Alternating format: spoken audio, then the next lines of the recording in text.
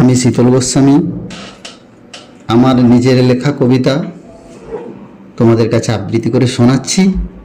কবিতাটা আশা করি ভালো লাগবে, তোমরা মন দিয়ে কবিতাটা শোনো। কবিতার নাম হিসেব নিকেশ। স্নানের ঘাটে অঢেল ভিড়, শিব চতুর্দশী ব্রত, বহুকাল আগেও ওপারে ওই ঘাটে লেগেছিল ভিড়।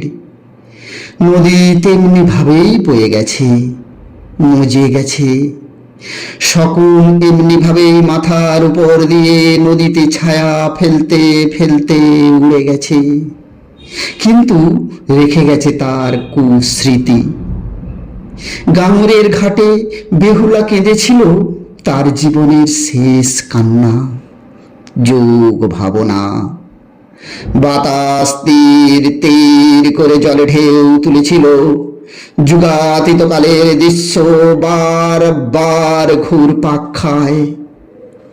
নদীর জল কালো হলো সমস্ত পাপের ক্লেদে, ধুয়ে দিল জীবনের তাজা তাজা বাসনা। কারো হলো জয়, কারো হলো ক্ষয়। নদী অমোঘ গতিতে বয়ে চলল, নদীর জল ঘুরপাক খাচ্ছিল, খাচ্ছে, খাবেও। যুগের খাম খেয়ালিপনায়, বৈচিত্র্যের তাড়নায় নদীতে যখন আগুন লাগলো, সমস্ত বাসনাগুলো পুড়ে ছাই হলো। তখন নদী শান্ত হলো। বাতাস উঁকি মেরে দেখলো, কিছু বলল না। চোখ বেয়ে রাশি রাশি অশ্রু ঝরে পড়ল নেপথ্যে। তপ্ত ধূসর তৃষিত বালু রাশি মিশে শোষণ করলো, বুভুক্ষ হৃদয়ের ক্ষুধা মিটল না।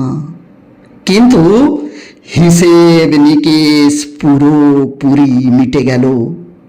নমস্কার, ধন্যবাদ। কবিতাটি ভালো লাগলে চ্যানেলটিকে সাবস্ক্রাইব করে একটু লাইক করে দেবেন। লাইকের আশায় রইলাম। ধন্যবাদ।